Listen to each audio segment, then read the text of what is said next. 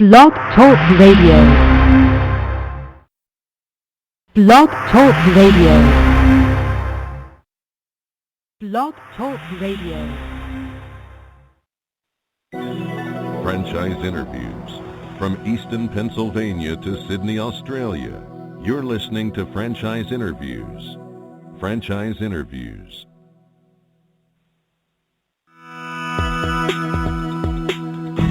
Welcome to Franchise Interviews. Franchise Interviews has been giving an up-close, behind-the-scenes look at franchising and entrepreneurship. Listen to interviews with franchisers, franchisees, franchise authors, franchise experts, and attorneys.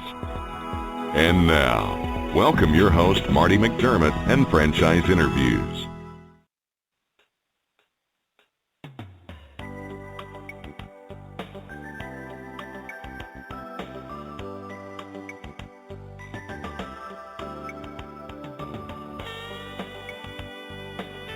Hi everyone, and welcome to a very special edition of Franchise Interviews, where for over 8 years, we've been asking the entrepreneurs one-on-one.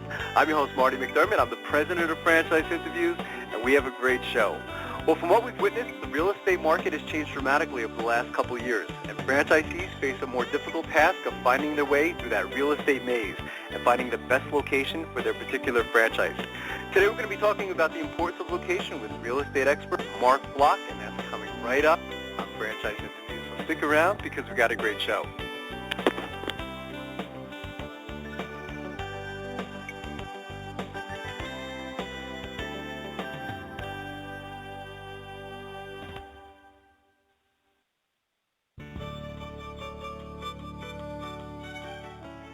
Are you one of those special people who are willing to go after your dreams and goals?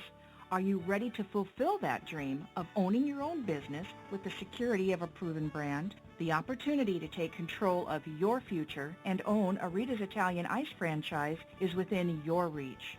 Rita's is seeking success-oriented individuals who are ready to make a change in their life, and Rita's offers unparalleled training and support to assure your success.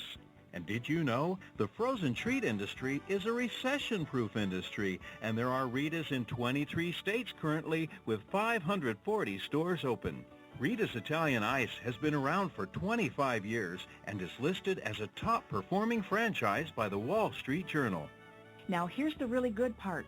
Rita's Italian Ice is a unique and amazing taste treat. It's smoother than a snow cone, and it combines ice with real fresh fruit. The real fruit adds dramatically to the taste, and it comes in over 40 flavors. The ice and fruit are mixed on site and made fresh daily, and it is delicious. You'll want to know more about this exciting and successful franchise opportunity. Go to www.ownaritas.com and get all your questions answered. That's www.ownaritas.com to take control of your dreams and future today. You don't want to wait any longer to be a part of this adventure. www.ownaritas.com.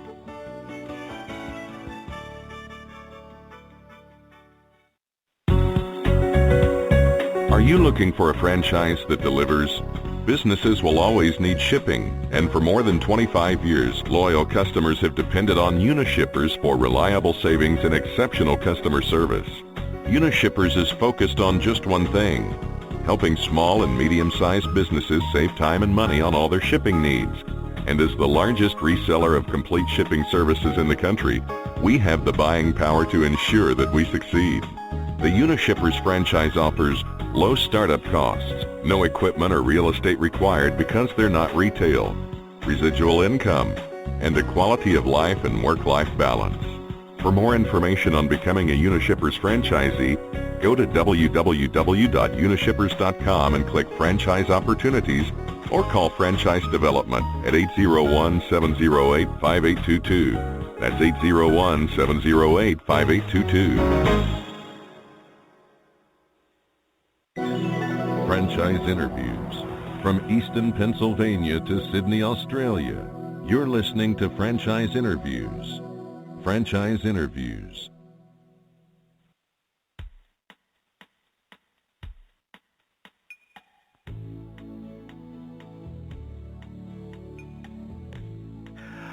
Hi, everyone, and welcome back to a very special edition of Franchise Interviews, where for over 8 years, we've been asking the Franchpreneurs one-on-one. I'm your host, Marty McDermott. I'm the president of Franchise Interviews, and from what we've witnessed, the real estate market has changed dramatically over the last couple of years. Franchisees face a more difficult task of finding their way through that real estate maze and finding the best location for their particular franchise. Well, today we're glad to have Mark Block on the show, and I found Mark to be one of the most knowledgeable individuals on the topic of real estate, with a unique ability to help franchisees get through this maze and find great locations. Mark is a licensed real estate salesperson working with one of the most foremost real estate firms in New York City, Evo Real Estate, and Mark's unique experience covers every aspect of the real estate industry. Mark has run his own architectural firm, construction company, real estate development company, and has managed institutional real estate portfolios on a national basis with a tremendous success in negotiating and closing real estate transactions. Mark now brings that experience to franchisees, helping them find great locations and guiding the franchisees through the real estate transaction that follows. Hey, Mark, how you doing? Welcome to the show. Marty, good morning. Thank you very much. A pleasure to be here with you. It's my pleasure, Mark. It's great for me to do these shows, especially when I've had a chance to, shake the guests' hands and get to know them over time, so it's really a privilege to finally have you on the show. Well, I'd like to ask our guests, where are you calling from this morning? Marty, I'm calling from New York City. I'm in Midtown Manhattan right now. Midtown. We're going through, it's funny, I woke up, Marty, yesterday singing. You ever hear the song Hot Town Summer in the City? I think it was absolutely. 11 Spoonful in 66. Well, we're having that kind of a week. It's been a beautiful, beautiful summer, but it has been so humid. You just kind of been dripping. But, that's New York. That is New York, isn't it? Well, yeah. I'm sure the humidity doesn't slow you guys down, especially in New York, right, Mark? I mean, you guys seem to go a million miles per hour. I remember those days. I think I've mentioned to you, I was from Brooklyn, and I worked in New York it's fantastic, isn't it? Yeah, well, I love it. I lived out in San Francisco for a while. I was doing work all over the country, based out of San Francisco, and I just, they say you take the guy out of New York, but you can't take New York out of the guy. So I came back, and here I am, yeah. That's great. Well, as we alluded in our introduction, Mark, I mean, you really have a tremendous knowledge in all aspects of the real estate transaction, and your focus now is working with franchisees to help them find the best location. Maybe you could tell us, how all that experience comes into play as you're working now with franchisees. That's great, Marty. In working to find clients the best place as a professional, I use all that knowledge every day. In real estate, it's like any business. The more you know about all aspects, the more successful the entire process is going to be. And in the end, if you think about it, it's all about the transaction and closing the deal and the best outcome for everyone. That's the bottom line. We all want to come out a win-win solution.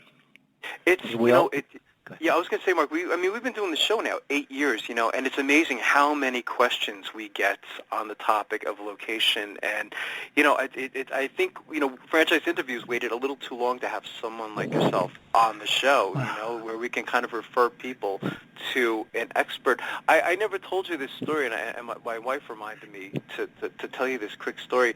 I had a friend in Brooklyn. He bought a Cold Stone Creamery franchise and never went through with the franchise because he could never find that location. I mean, so this is where a guy like you really comes into play, isn't it? Oh, I believe so. And I think that Cold Stone Creamery, they wanted a win-win situation. Now, the bottom line is getting them into the best location, finding what they want, win-win. I think that's the bottom line. And you said Creamery didn't ultimately get in. They couldn't find a space. Is that what you're saying? He actually ended up selling the franchise. It was such a hassle. And the problem was that he tried to do all of this on his own, pretty much. You know what I mean? You can't do that. He wasn't. Yeah, and you can't, especially if you don't have a background in this particular industry. You're going to run into problems, So he's just holding on to this franchise license and never did anything. I think he sold it back to the company, but it's just a shame, So, but I mean, it seems like there's this great synergy that develops between you and the client. Maybe you can tell us a little bit about that synergy, Mark, and what kind of relationship actually develops between you and the client. Well, that's interesting because as you said that, I just remembered.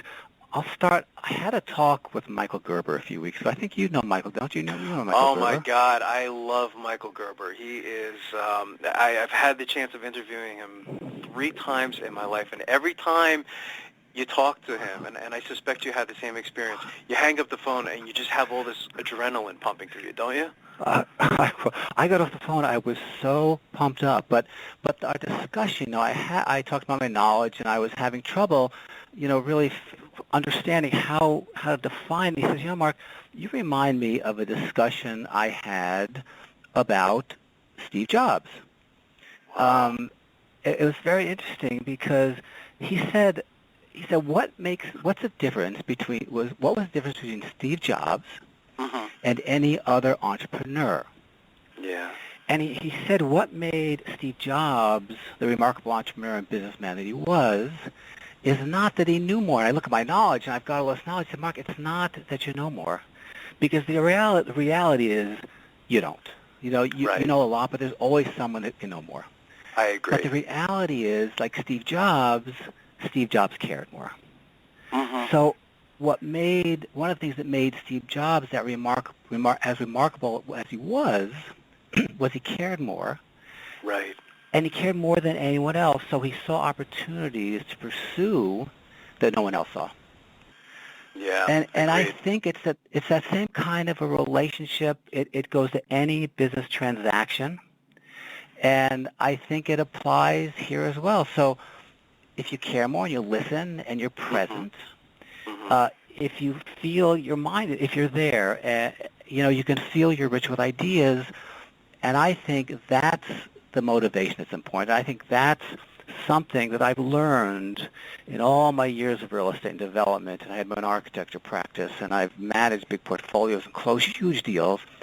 But the fact is, if you're there and you're present, you see the difference, and you really bring a creativity back into play. It's very, very interesting. But so Marty, but he's a great guy, I must say. It was the most remarkable talk I've ever had. He really is incredible, and he uses a lot of those examples, doesn't he, when he talks? He'll talk about Steve Jobs or Bill Gates or anyone like that. And I know, to have that chance to speak to someone like that on the phone is just, it doesn't happen often, So for him to speak to you, I think that's fantastic. Being in New York, Mark. I mean, I never asked you this. And we probably may have crossed paths. We didn't get a chance to see each other. But New York recently had that big, what they call it like the Super Bowl of franchising, where they have the IFV at the Jacob Javits. And I know you had a chance to attend the show. But do you have any thoughts this year on the show, like how it went? Mark, I was... You were recently at they call it the Super Bowl of franchising event, and I know you were actually at the Jacob Javits this year, and you attend a lot of these shows. I mean, what were your thoughts on this year's show? I've spoken to a lot of people that have gone to the shows that have had the worst time. They're horrible. My experience, and I think it's something that your listeners should understand, to go to these shows cold is very difficult. Okay. I have found that if you research and call people, let them know you're coming, and and start dialogue before you get there, when you get to the show, it is a completely different experience. And I called Tilted Kilts of the world. I called Liberty Tax Service of the world. And we were really able to transact and work together and talk, and it was a wonderful, wonderful show. I'm always meeting some of the best people at these shows, and actually in the entire franchisee world, with franchisors, no franchise world, I meet some of the most amazing people. I have to tell you that. So it was for me, it was a great show, Marty. I missed you. I really did. Yeah, well, next year we'll have to make sure that we get together. I think I mentioned to you I made the mistake of taking my 7-year-old son, who was just kind of like all over the place, and I was kind of joking with some of the people that I met at the booths, Mark. I was saying, how I'm grooming him to, do the show in a couple years, so I don't have to do it anymore, and I can just kind of like run the switchboard. But someday, you and I, we've had previous conversations in the past, and that's why I've had you on the show, because I was very impressed with your background, and you're very big on education. Maybe we could talk a little bit more about that as well, Mark, if you can elaborate a little bit on the education aspect. Marty, I believe that an educated client in any field, in any aspect of the business, is the best client. An informed client is the best. And when I say educating, there's a part of our relationship that is educating. Right. And I make sure that I bring to the table, and I bring to the franchisees my knowledge, and analyzing certain areas of the city, maybe certain locations, finding the location, preparing the letter of intent, going through the lease negotiations. This is an educational process that takes time, But equally as important, Marty, is actually learning that the franchisee himself. I think that franchisees need to be more educated about the market, about the product, about where they're going into, about pricing. And I'm finding that that's kind of lacking a little bit. So I try in the relationship that we have to really work and work through these issues. And Marty, there's so much great reading out there. Yeah. Have you read the e-books? Have you read? Yes, I've read like the E-Myth. Martin Gerber's books, the e-books, the E-Myth. He's very, very motivational. Those are truly great books. They're fantastic books. Yeah. Steve Strauss. He's a columnist. He's a columnist with USA Today. He has written something called the Small Business Bible. I don't know if you've read that. It's great. Franchise Times has a great book on, I don't remember the name, managing, owning, and running a franchise. Yes. And in that particular book, there's a section on real estate. There's a whole section on real estate in that book. That book is fantastic, so isn't it? I think that's one of my favorite books on the topic of franchising. And we had the author of that book on the show. Her name was Julie Bennett, and I thought she did an amazing job. And I forgot about that. She did include a real estate section in there, didn't she? Yeah, it's short. It's only about 15 pages, but it really does identify and help these franchisees kind of understand what's going on. That's fantastic. So, Marty, go ahead. I was going to say, Mark, the interesting thing about real estate is, and you're, our guests or listeners will be able to recognize, your New York accent. They always say to me, you recognize that I'm from, the East Coast. But, Oh, come on. Yeah, exactly. You got that right from the Bronx, right? my mom and dad are both from, most of my family is still from New York, So, it's nice talking to you because, it's always nice I feel like talking to someone from home, being out here in Easton, Pennsylvania, there's parts of New York that I certainly miss. But, with all of your knowledge, and the education, does this knowledge translate like around the country? Because you're in New York City. Do you work in other areas of the country? And if so, do you have to relearn everything, Mark? That's complicated. It's kind of yes and no. But before I go there, I've got to tell you a little story. I lived in San Francisco and moved back to New York, as I mentioned earlier. And I remember walking into a local bagel store, and asking for a bagel. And there's someone in front of me, and the guy goes, "Hey, Tony, I want a coffee, light, 2 sugars." I said, what the heck is he talking about? So there's degrees of New York accents. Oh, absolutely. I would totally agree with that. There's Brooklyn accents, and there are Manhattan accents, and Bronx, and Long Island, and everything in between, And right. It's interesting. In doing this radio show now, Mark, in talking to people, from all different parts of the country, you're able to actually tell almost where they're from, in doing so many interviews. Right. It's really an interesting skill that I picked up by accident, but yeah, we're talking about the whole thing of... Go ahead. Oh, go ahead. Go ahead. No, see, No, see, you you speak know, to 300 people, you're going to pick up accents, that's all. exactly, exactly. And some of them are stronger than others, you know. But you were mentioning that, you know, it's you know, and it's always been my curiosity is, you know, because you do this on the national level, but you know, you are still able to help your clients nationally. It's not just a Right. regional type of service. That's correct, right? Mm-hmm. Okay. That's true. And yes, my hometown is, and the boroughs, the 5 boroughs in New York are territory I know, and I know it well. Right. But I work with a group called NAI Global. Okay. NAI Global is a national, I use it through Evo.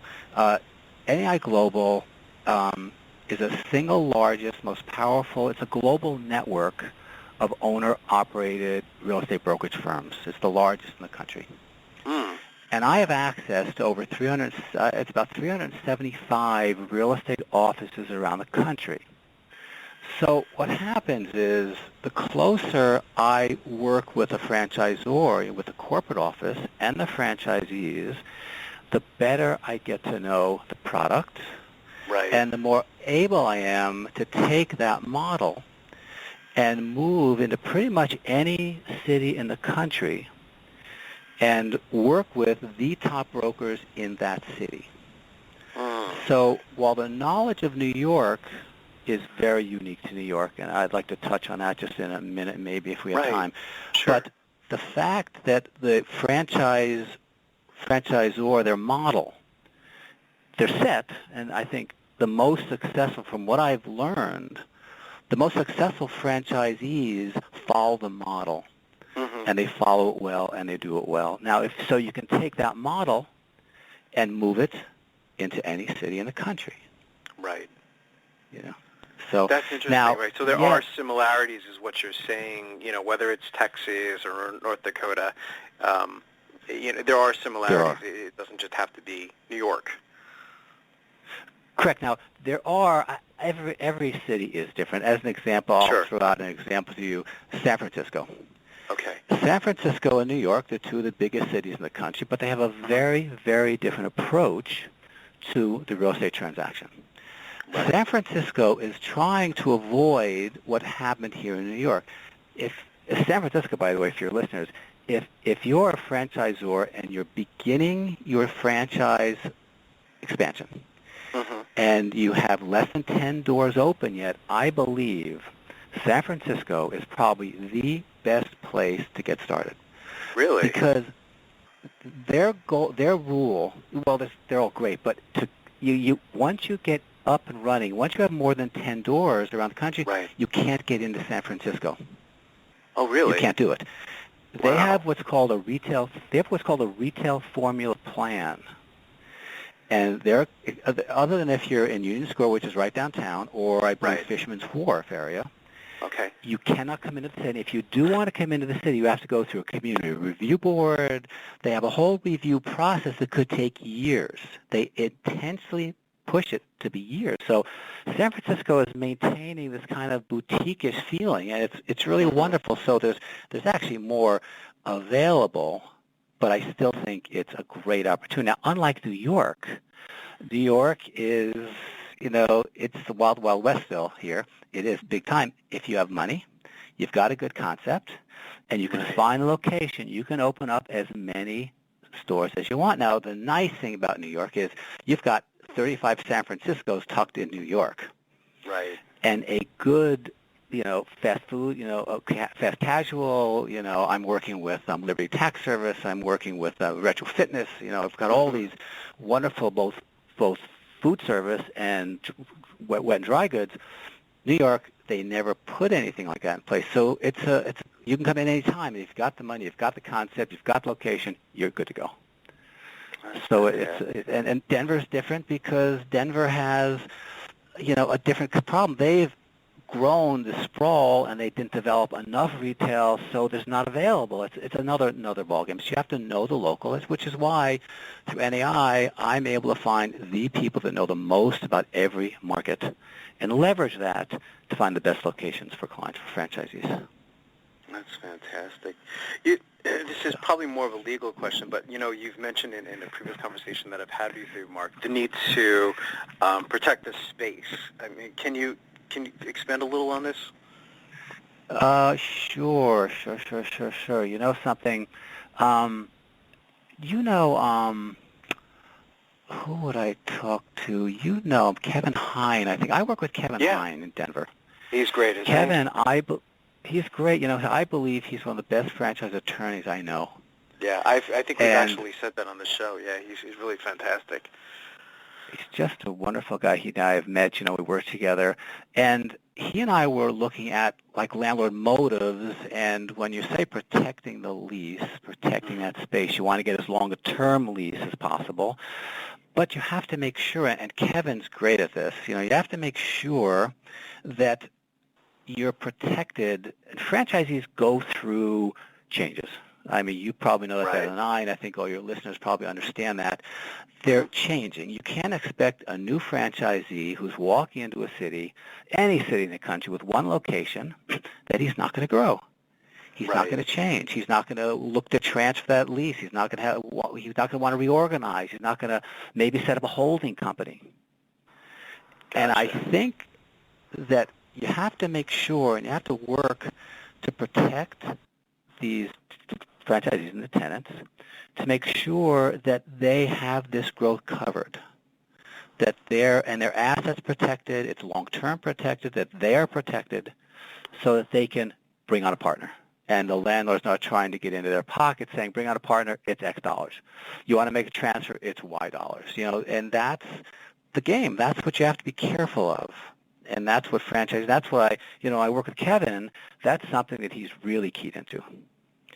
So if I have a question on a lease, you can call him. It's a great lesson, and it's one of the things that we've learned over the last 8 years as well, Mark, is, it's interesting to me, at this point, I mean, the more I've learned in doing the show is that I find it amazing that some people will go into their search of buying a franchise and they won't use someone like yourself, or they won't use Kevin Hine as a franchise attorney, and they'll just try to do all of it on their own. And I think at this point that can be disastrous. Not even having an accountant look at, the FDD, you know what I mean, and look at the numbers, because I've heard of, heard all the stories throughout the years, where an accountant will look at an FDD and they say, you don't want to do this, it's not going to work, So I think one of the learning lessons also is to use experts and not go about this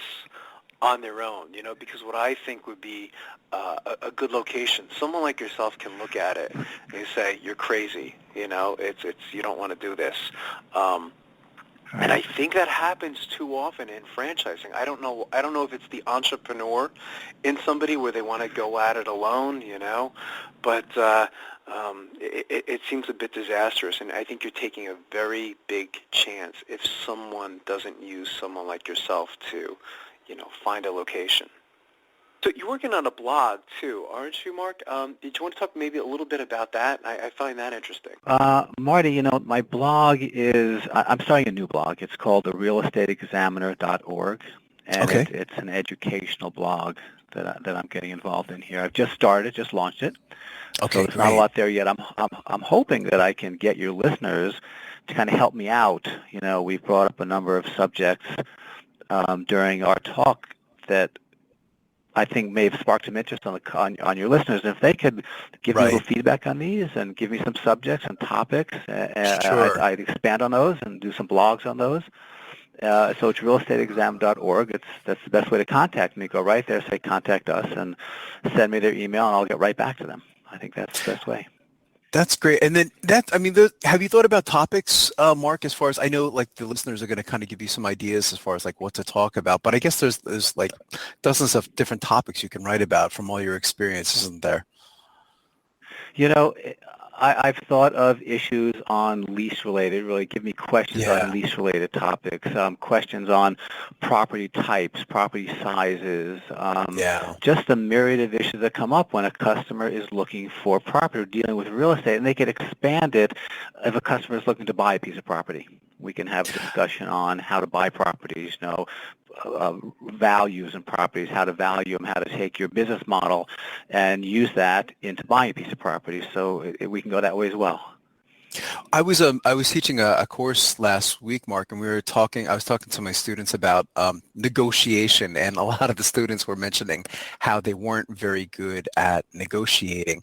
Isn't that where someone like you comes in as well? I mean, again, getting to know you over time, I can see how you would certainly fight for your clients. Right.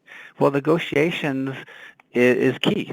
There's so many pieces of the lease that the franchisees aren't really, experts in.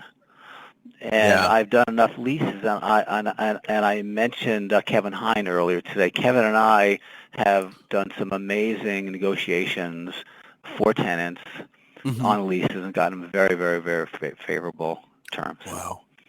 And that's great, because I think the average person, I think maybe, or I'm thinking, Mark, again, you have more experience in this than I do, but, that there's sometimes people, they go into franchising and they don't even know that there's any part of the, there is no negotiation. They just think that whatever the landlord says, that's okay, and whatever the franchisor says, that's okay, and it's not always true, is it? I mean, negotiation is important to being successful in this whole process, isn't it? It is, Marty, and if I could just bring up, as you're talking, you made me think of if I can just bring up two little issues where it's point in case. Lease transfers, negotiating a lease transfer. Let's assume for a minute, franchisee grows, he picks up 2 new concepts, and he creates a new partnership. Right. Or let's assume for a minute that he just picks up a new partner. He's growing. He's got a license to 3 or 4 more locations, picks up a partner. Or, and let's assume maybe that he just wants to sell the business. Right. So he's got to make sure that this transfer issue, and that's very, very important in a lease negotiation. Sure. And there's one other thing, maybe just exit strategies. I think these kind of things in a good negotiation, an exit strategy. Here in New York, we have what's called a good guy guarantee. A good guy guarantee clearly defines for the franchisee what it is that he's up against if he wants to walk away from the lease. And that's important to negotiate terms that are very favorable to the franchisee. Those are just 2 subjects, Marty. It's a whole lease, and we don't have time to go over everything, but those are kind of 2 points that are critical for negotiations. Those are 2 blogs right there, right, Mark, as far as topics, exit strategies. Absolutely. I think that's very important. I'll put a blog up on those. I'm glad you said that, too, because, I mean, in the 8 years of doing the show, I think we've only spoken about exit strategies maybe once or twice, and that's not enough. I don't think I ever told you this. I got involved in a business deal back in 1999, and when it came time to get out of the business, there was no exit strategy. And you can imagine what a mess it was when I tried to get out of it. It was just, and of course it had to go to court, and it's never pretty. It's you have to have an exit strategy.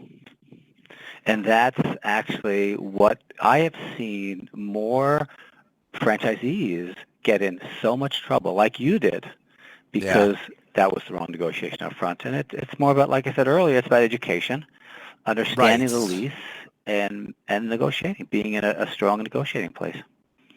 Yeah, I think that's fantastic. Well, this has been a great conversation, Mark, and I would like to continue this conversation, with you. And, I know there's some other things that we spoke about as far as other topics we can address on the show, and I would like to do that with you, So I think that is fantastic. So the blog, again, is realestateexaminer.org. Is that correct?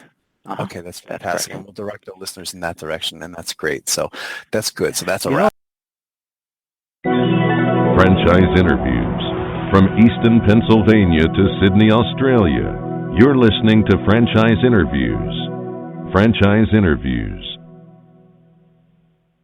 Franchisers, are you looking to reach aspiring entrepreneurs looking to buy a franchise? Are you looking to reach a highly educated audience on franchising? For over 8 years, Franchise Interviews has been giving an up-close, behind-the-scenes look at franchising and entrepreneurship through our website, franchiseinterviews.com. where you can hear and read interviews as well as get tips from some of the most successful sources in franchising. Our weekly franchise radio show where each week you get to hear a new interview with franchisers, franchisees, franchise authors, franchise experts and attorneys, and our podcast, Great Quotes in Franchising. For more information, go to franchiseinterviews.com or call us at 610-905-2919. That's 610-905-2919. Hi everyone, this is Marty McDermott from Franchise Interviews, and welcome to another edition of Great Quotes in Franchising, where each podcast you get to hear a great quote in franchising.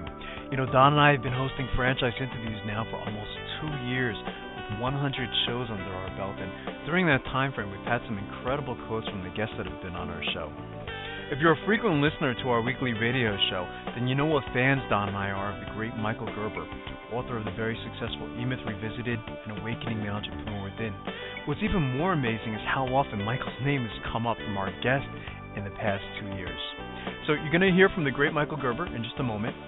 And for the first time on Blog Talk Radio, Franchise Interviews is giving franchisors a unique opportunity to sponsor our weekly radio show. You can have a professionally recorded commercial run on our live as well as archive shows. And here's a quick message from our sponsor, and then again the great Michael Gerber. Enjoy.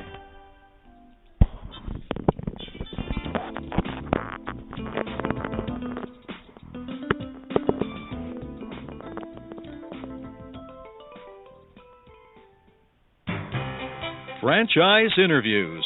For over 2 years now, Franchise Interviews has been giving you an up-close, behind-the-scenes look at franchising and entrepreneurship. Through our website, franchiseinterviews.com, where you can hear and read interviews as well as get tips from some of the most successful sources in franchising. And our weekly franchise radio show, where each week you get to hear a new interview with franchisors, franchisees, franchise authors, experts, and attorneys. And our free franchise newsletter, which is a must-read for anyone looking to buy a franchise. And don't forget to listen to our podcast, Great Quotes in Franchising.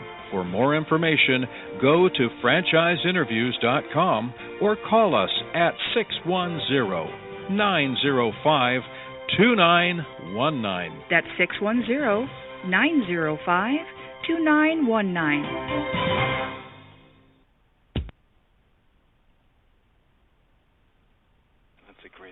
Which, by the way, I'm now reading again for the second time. I recommend everybody out there. It's been a while since they've read the E-Myth to read it again. It's really a great little refresher because people seem to forget about things over time, Michael. I've got guys, I swear, Don, who tell me they pull out the E-Myth Revisited every year. Mm-hmm. One gentleman I spoke to, the founder of an extraordinary company, 1-800-GOT-JUNK, mm-hmm. who's a franchisor. Right.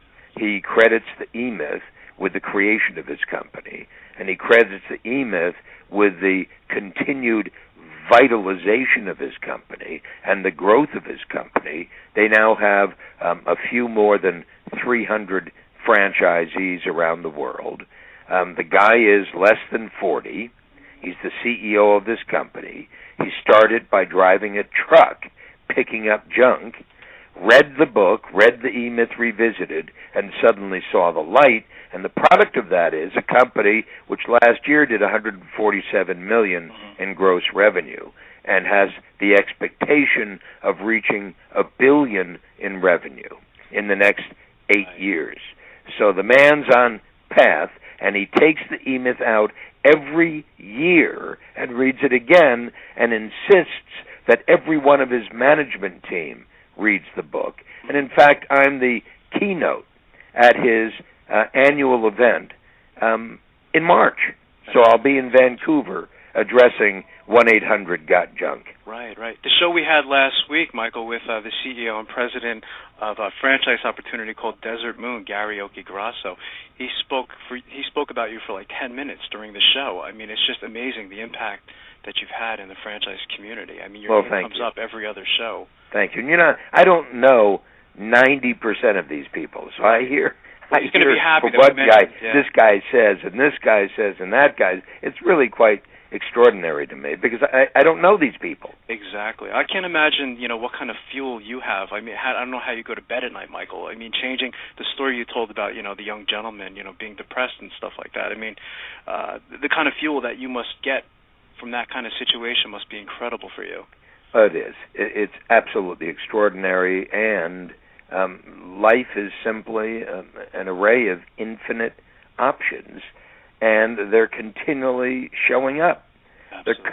They're constantly showing up. I can't imagine how anybody could feel limited or deprived of opportunity when there is so much more opportunity than any single one of us could possibly deal with. And I see it every single day in my mind. There's one, there's one, there's one. Why doesn't anybody do that? Why doesn't anybody do that? It's extraordinary when you begin to experience the entrepreneur within, and anybody, any single person on the face of this earth can experience it if they begin the process right. And that's what I'm committed to. Absolutely. And the title is great, too, Michael. How you added, in addition to how ordinary people create extraordinary companies without any experience to guide them.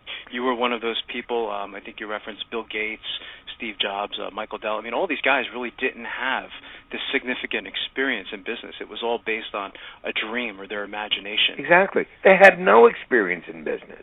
Bill Gates wasn't a business guy. Right. Bill Gates didn't work for a living.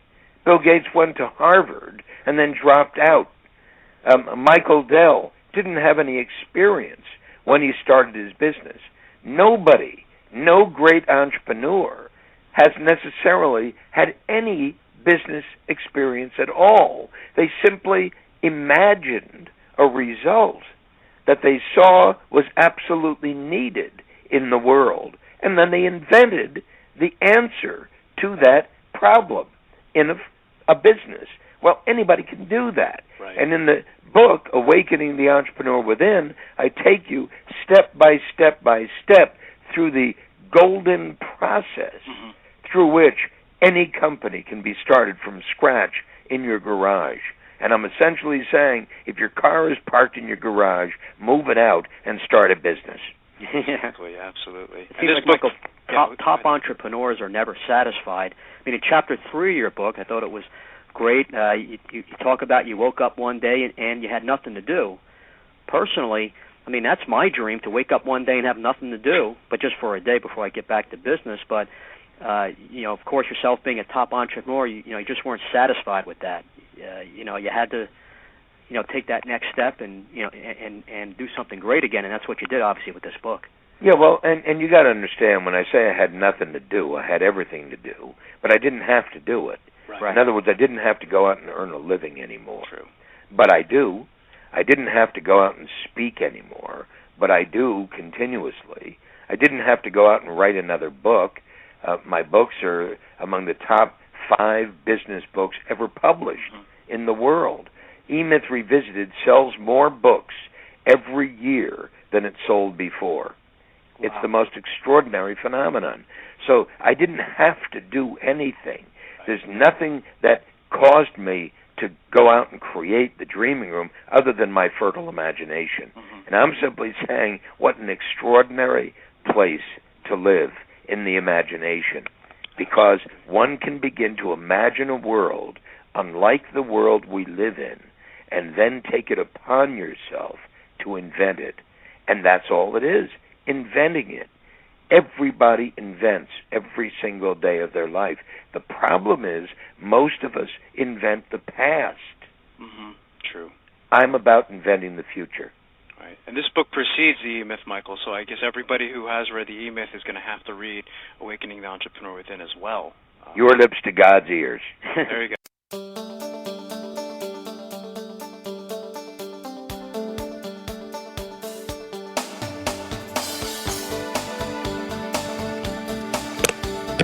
So thanks everyone for listening, and we'll see you next week with another edition of Franchise Interviews. Take care, everyone.